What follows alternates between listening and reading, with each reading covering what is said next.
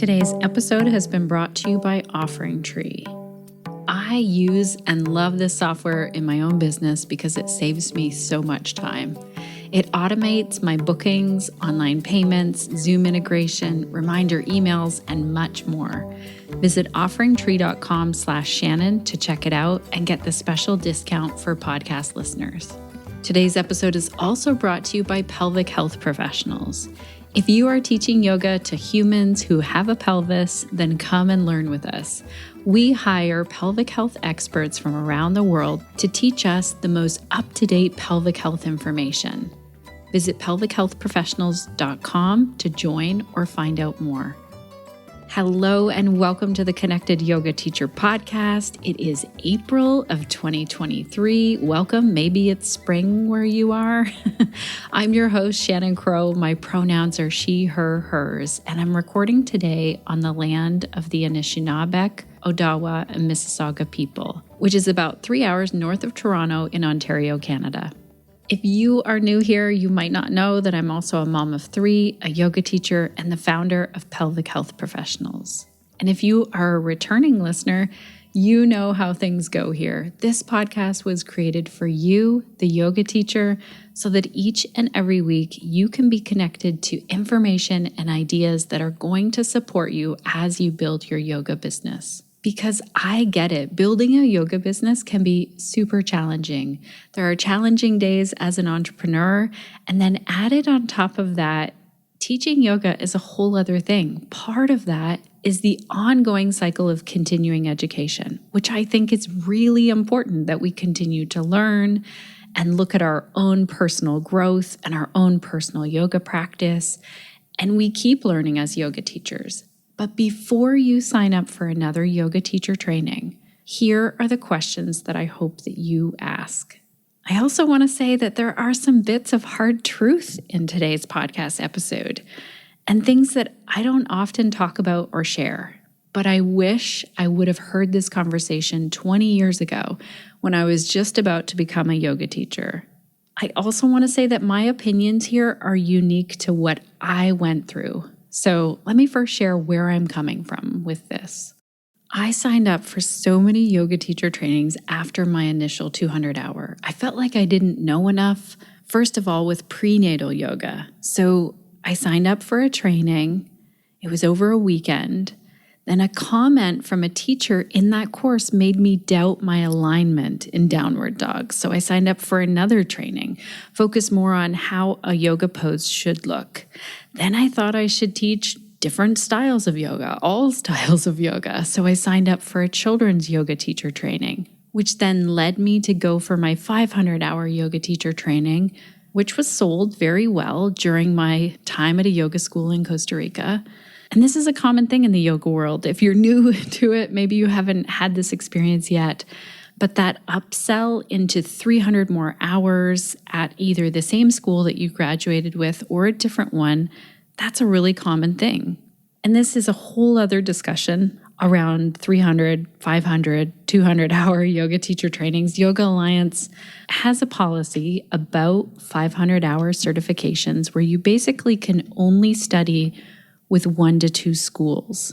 And for me personally, I just want to say right here, this doesn't make a lot of sense to me in terms of getting a wider variation of ideas and opinions within yoga.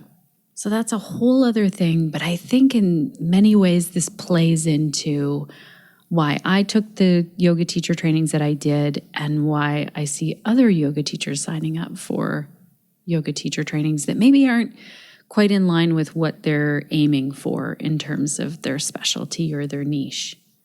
And then to be really honest, the next batch of yoga teacher trainings that I started signing up for and taking and being a part of, well, looking back now, I feel like it was part of a weird, culty pyramid scheme. And I hesitate to even say anything because the yoga world is really good at telling me to just focus on the positive and make room for the transformation and benefits of yoga. And because I also think of the people who signed up for those yoga teacher trainings because of me. I was part of that yoga teacher training machine that just kept cycling yoga teachers through, encouraging them to become 500-hour teachers, and then encouraging them even to become 1,000-hour yoga teachers, which isn't even a thing that's recognized with Yoga Alliance. But again, that's a whole other conversation. Bottom line here is that I was part of this for years. I got paid a small commission for each person who signed up. I stayed quiet even when I left. And even when I was told that this was like a quote-unquote divorce and that I was no longer part of that community. In this yoga school that I'm referring to, which I'm not naming names here, I was a lead trainer and I often assisted other trainings or co-taught them, giving all kinds of time on my weekends or evenings to yoga teacher training, and also, along the way, drinking some very strange bits of the Kool-Aid that honestly I didn't fully understand or see until just before I got out.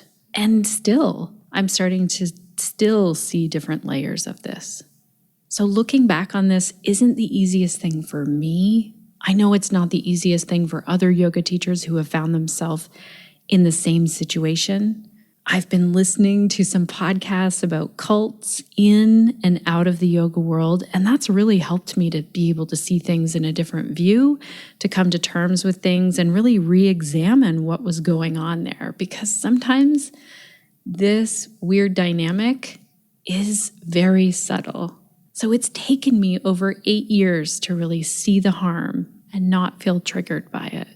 And therapy has helped me as well along the way. And this podcast with amazing guests has really helped. Before this podcast, I didn't know the questions that I should be asking before signing up for a yoga teacher training. So I want to share my list with you today. And I encourage you to make your own list based on your values and your needs in a yoga teacher training. If I was going to sign up for a yoga teacher training today, I would be asking a lot of questions first. I'd start with asking, do you teach how to make yoga accessible? I'd also ask, what are your thoughts on cultural appropriation? And do you have a diverse group of yoga teachers that is going to be teaching me? I'd even get quite personal and ask, how are you paying your teachers and your assistants? And what do you do to protect students from abuse of power? Because that shows up in a lot of yoga spaces. And let me clarify here, when I say protect students, I mean students in a yoga teacher training, but also outside of that yoga teacher training. I want to be able to look over a statement on ethics, values, and philosophy from a yoga school or someone who's leading a yoga teacher training. I would most definitely be asking a question like, what are your thoughts on social justice? Or do you and your teachers share their pronouns in yoga teacher training? I'd take a look at the website and see if I see anything popping out there. Those things are really important to me as a person, and I want to make sure that I'm showing up in a space where it's also important to those people. I'd ask yoga teacher trainings what is your business model of this yoga teacher training? Is it built on training more and more yoga teachers? And I'd also talk about what is your policy on diversity, equity, and inclusion? And 2 more questions that are really based in my personal experience. I'd be asking, does your yoga school encourage referrals to medical professionals, or do you think that science isn't real? Now, you might word this question differently, but I would really be examining things right now around our yoga teachers giving referrals to medical professionals. Are yoga teacher trainings encouraging that? I would hope so, because personally, if you've been listening to this podcast for any amount of time, you know I'm really committed to scope of practice as a yoga teacher and being part of a professional team, which includes medical professionals. So that's a question that I might not have thought of before we went through the pandemic and saw what was happening in the yoga world of some really harmful ideas being shared that science and medicine isn't real or can't be trusted. I think those are dangerous dangerous places to go. And I hope that yoga teachers aren't talking about things that are out of their scope of practice. Another question, again, very personal. I don't know how I would ask this, but the other question is, are you going to talk about your belief in aliens instead of covering the Yoga Sutras during lecture? Now, let me take a break here for a moment because I want to give a thank you to our sponsor for today's episode. I promise I will come back to that question that I just threw out there. Our sponsor for today's episode is OfferingTree, and if you want to simplify your yoga business, I want to tell you about the software that I use in my own business. I love that yoga students can easily register for a class, pay online, fill out a waiver form, and get the Zoom link along with email and text reminders, and this is all automatic. All I have to do is have the link ready on my website or share it in an email or on my social media sites. And I need to tell you also that OfferingTree is giving all of our Connected Yoga Teacher podcast listeners a special discount, which you can find over at offeringtree.com/Shannon. Today's episode is also brought to you by Shelley Prosco's Balance Flow Yoga 7-week series, which is being hosted by pelvic health professionals. And I want to tell you about a special podcast listener discount that you can only get right here.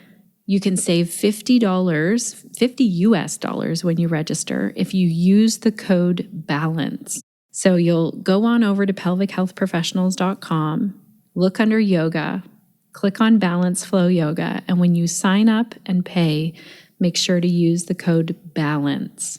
This yoga series is happening April 11th to May the 23rd. Everyone is invited, not just yoga teachers, but I really love that Shelley's going to break down the theory part of things, of like what the research is that goes into this balance and fall prevention, and there's some pelvic health in there as well, and all kinds of other things that Shelley is bringing. So she goes into the theory in the first class, and then the next 6 classes, you're in the practice. So you can really see how she puts those classes together.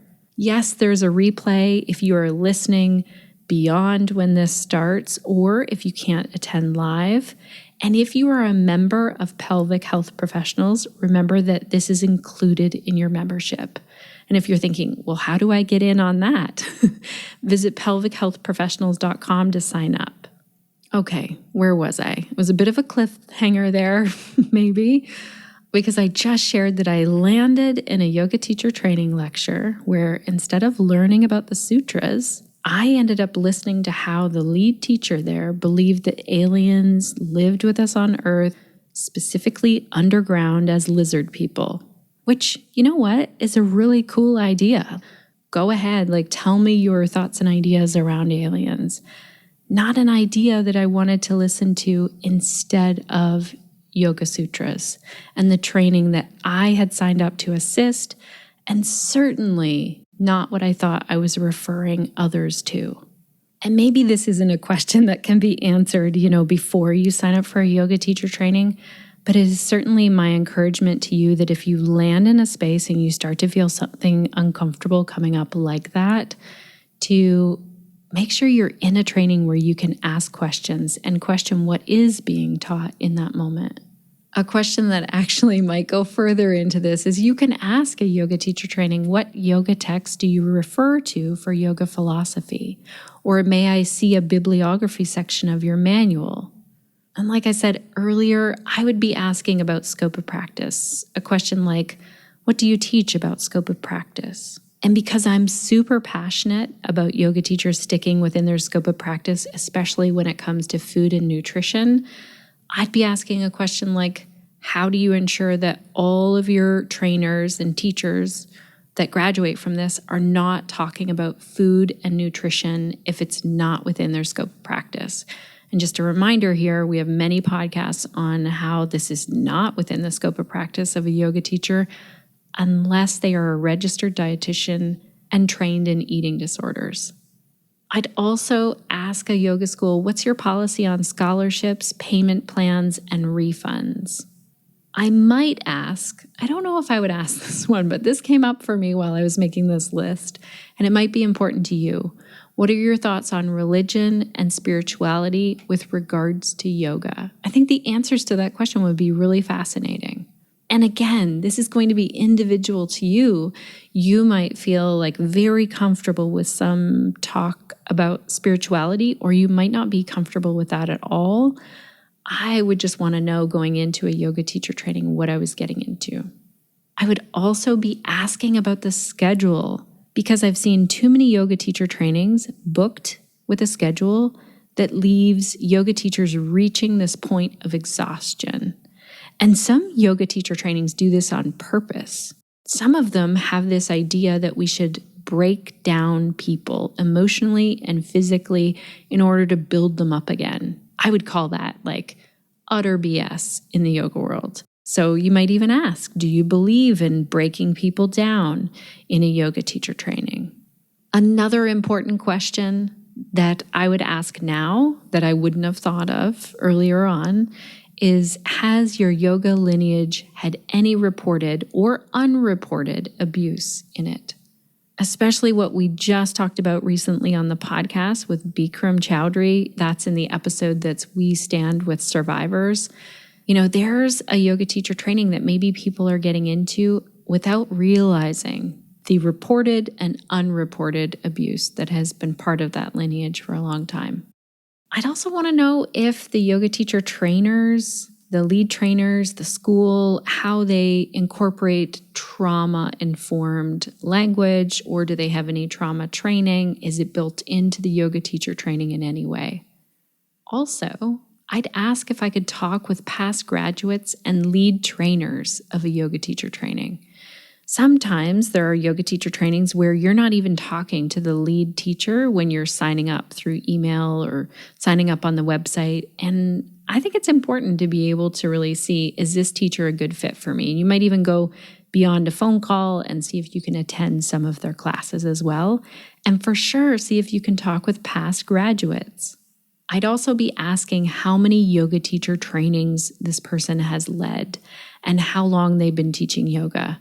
Bit of a scary thing that I see happening sometimes. A yoga teacher just reached out to me from a small community this month saying that there was a new teacher who had done some questionable things as a sub in that community, mostly bad-mouthing another yoga teacher, really not acting very professional. And then all of a sudden, they were leading a yoga teacher training. They're a brand new yoga teacher in that community. And then they were going to lead their own yoga teacher training. And I know where this comes out of. It comes out of, oh gosh, I'm not making money doing this thing.